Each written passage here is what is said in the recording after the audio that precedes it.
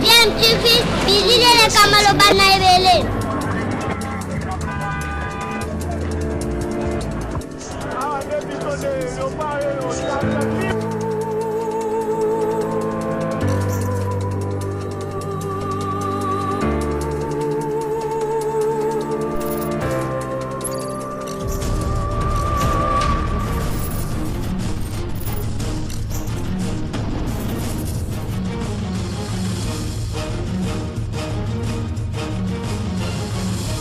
DMTV toujours en avant.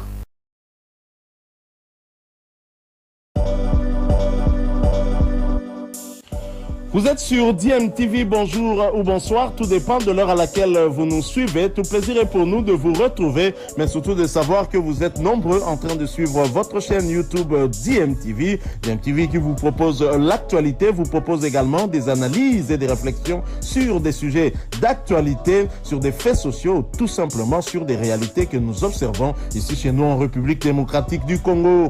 Les fauves congolais sont allés en Angola avec la ferme détermination de conserver leur titre gagné à Bamako il y a 4 ans. Et pour y arriver, ils pourront compter sur l'expérience des 4 joueurs présents en 2019 au Mali et qui font partie du groupe qui se trouve actuellement à Luanda. Il s'agit de Roli Fula, Arsène Mbav Mutombe, Évariste Chongania et Pichu Kambouyi, le capitaine de l'équipe.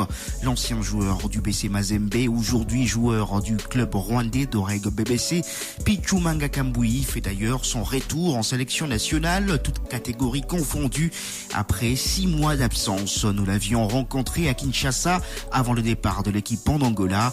Il a affiché sa détermination et celle de tout le groupe à remporter un 2e titre de suite en Angola. On l'écoute.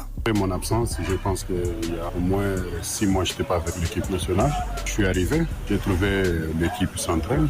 Alors on continue à travailler là-dessus. On se prépare parce que vous savez qu'on nous attend par rapport de titre. Alors on est obligé de travailler avec les groupes. Je pense qu'on va faire l'impossible pour que on arrive à l'objectif pour garder le titre. Alors vous avez parlé de 6 mois d'absence en équipe nationale. Êtes-vous heureux de retrouver l'équipe? Et puis, à quoi était due cette absence? Le Congo est vaste. Il y a beaucoup de joueurs. On ne peut pas dire que non, il n'y a que Pichou. Il y a beaucoup. De temps en temps, on fait le relais. Je n'étais pas là. J'ai trouvé mes amis où on a joué à Frocan ensemble. C'est-à-dire que on va continuer à travailler encore. Et je vois qu'il y a la cohésion des gens, je vois, parce qu'on s'attend bien, on se connaît, parce qu'on a joué ensemble, ça fait longtemps. Alors je pense que par rapport à ça, ça va rapporter quelque chose. Vous serez à 4 qui étiez lors de la première édition au Mali. Il y a 2 jeunes joueurs, vous êtes parmi les doyens de l'équipe. Comment permettre à ceux qui viennent dans cette sélection à s'intégrer facilement? Bon, nous on est là pour porter un petit plus. Les 4 est là. Et il y a, vous savez, toute l'équipe aujourd'hui ne peut pas compter sur les anciens. On continue toujours pour l'avenir. Alors il y a des jeunes gens qui sont venus. On va continuer toujours à les pousser et les porter aussi ce qu'on peut porter. Comme des conseils. Et ils travaillent, ils arrivent là où nous on est arrivés. La raison pour laquelle on est là. On ne peut pas que non, il y a des jeunes gens que nous on s'écarte. On est obligé d'accompagner les jeunes gens et pour qu'eux aussi ils fassent ce qu'on a fait. Alors. Voilà, c'était là Pichu Manga Kambouyi, un des joueurs de la République démocratique du Congo basketball qui vont donc entamer aujourd'hui l'Afro-CAN en Angola. Après leur match de ce samedi, les Léopards vont observer une journée de repos avant d'affronter le Mozambique le lundi 10 juillet prochain. Ça sera à 14h, heure de Kinshasa. Les Léopards, justement, ont le soutien de tous les Congolais, à l'instar de l'ancien manager adjoint des équipes nationales de la RDC, Camus Onchimba, qui a tenu à leur lancer un message d'encouragement. Je vous propose de l'écouter. J'aimerais leur dire, les gars, courage. On est avec vous. Vous représentez d'une manière hiérarchique. D'abord vous-même en tant qu'athlète. Vous représentez vos familles, les personnes qui vous aiment, les amoureux du basketball. Vous représentez notre pays, notre belle et grande nation, la République démocratique du Congo.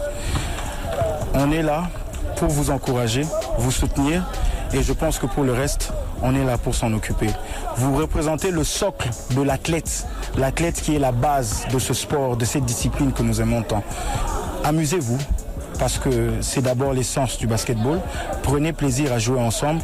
Quoi qu'il arrive, on va continuer à vous aimer. Aujourd'hui, demain, et on sera toujours là pour vous. Voilà, c'était là Camus Chimba qui est donc l'ancien manager des équipes nationales de la République démocratique du Congo du basketball. Allez, je vous donne le programme complet de la première journée de ce samedi avec donc à 9h30 le match entre le Kenya, finaliste malheureux de la première édition, et la Côte d'Ivoire. Ça sera dans le groupe A, dans le groupe D, le groupe de la RDC. Donc à 12h, la RDC sera face au Cameroun. À 14h30, le Rwanda matchera la Tunisie dans le groupe C, et puis dans le groupe B à 18h, le pays organisateur l'Angola va matcher le Mali. Du football dans ce journal des sports, Fatih Cup. Les rideaux sont tombés hier sur la première édition de cette compétition réservée aux joueurs de moins de 20 ans de la zone Unifac, avec le sacre du Gabon qui s'est imposé devant la République centrafricaine sur le score de 2-0.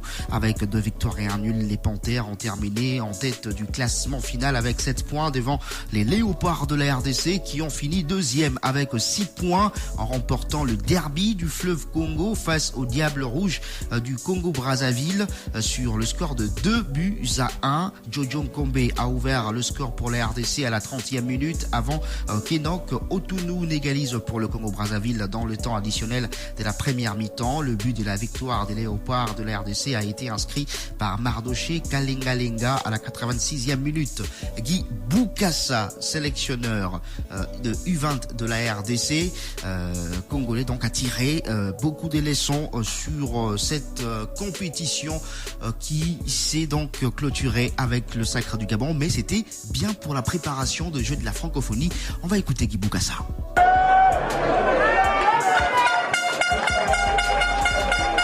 La première édition de Fatih Cup a connu son atterrissage le vendredi 7 juillet 2023 avec le sacre de Panthère du Gabon. Ce tournoi des jeunes de moins de 20 ans a connu la participation de 4 pays de l'Afrique centrale, dont la République démocratique du Congo, pays hôte, le Gabon, le Congo-Brazzaville et la République centrafricaine. Très mordant et impitoyable, depuis le démarrage de cette compétition de l'Unifac, le Gabon termine au sommet du podium après son succès 2-0 devant la République centrafricaine de cette dernière journée et coiffe sur le prêt les ambitions de la RDC, pays hôte, qui se contente tout de même de la 2e place, synonyme de médaille d'argent après sa victoire 2-1 face au Congo-Brazzaville qui finit 3e devant la RCA, le maillot faible de la compétition.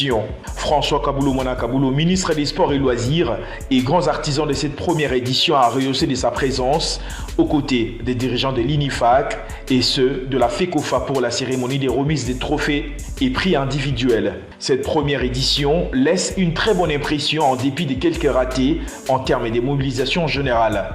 Fatih Cup, une initiative qui n'a pas eu tort de proposer un tel tremplin pour la promotion du football d'âge dans la sous-région, a dit le patron des sports congolais. Et ceux qui ont cru à l'avenir de la jeunesse n'ont pas hésité un seul instant. C'est avec eux que nous avons réussi. Il y a une petite minorité de Congolais qui étaient dans le doute. Et maintenant, je pense qu'ils sont convaincus que nous avons fait ce tournoi. C'est pour soutenir notre jeunesse et aider les jeunes à aller de l'avant. Je remercie également l'UNIFAC qui a accepté cette organisation avec bien sûr le coup de pouce du Comité national de normalisation. Et bien dans l'ensemble, je pense que nous avons réussi notre pari. L'essentiel est que le football des jeunes ressuscite au niveau de l'Afrique centrale et que le football avance. La sélection congolaise, attendue au tournant pour le 9e jeu de la francophonie, sans doute aura profité de cette expérience avec les athlètes comme Charveil Onoya, Ephraim Longo ou encore le dernier buteur des Léopards contre le Congo, Mardoché Kalengalenga. Pour ne citer que ceux-là. Et l'objectif est atteint. L'objectif c'était quoi? À travers Fatih Cup, relancer le football des jeunes au niveau de la sous-région, booster cette compétition qui était longtemps négligée. On ne s'occupait que de la sélection senior, l'équipe A, mais nous avons dit non, la base c'est les jeunes et c'est pour ça que nous avons mis toutes nos énergies là-dedans. Je voudrais sincèrement remercier le président de la République, chef de l'État, Félix-Antoine Tshisekedi Tshilombo, qui s'est impliqué totalement dans la réussite de cette compétition. Le Premier ministre également, Jean-Michel Samalou Kondé Kyenge, qui m'ont appuyé jour et nuit et qui m'ont poussé à aller jusqu'au bout. Une autre mission qui attend la troupe à Guy Bokassa, c'est le grand rendez-vous des Jeux de la francophonie prévu ce 28 juillet au 6 août 2023 à Kinshasa.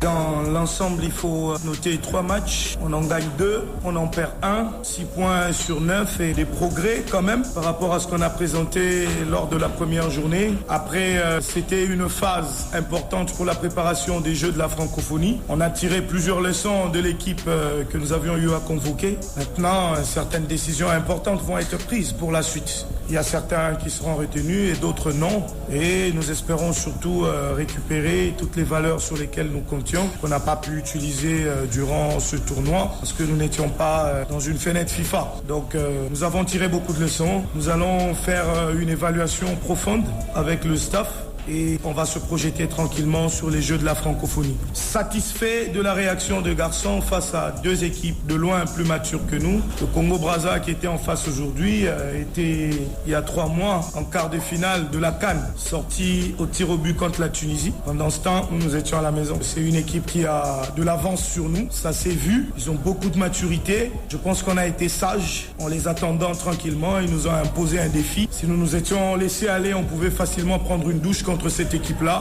mais on est resté sage, on les a contenus et on a marqué quand il le fallait et après on a géré. Donc le sélectionneur de U20 de la RDC, Guy Bokassa, donc après cette victoire de Congolais devant les Congolais de Brazzaville, les Congolais de Kinshasa bien sûr, devant les Congolais des Brazzaville.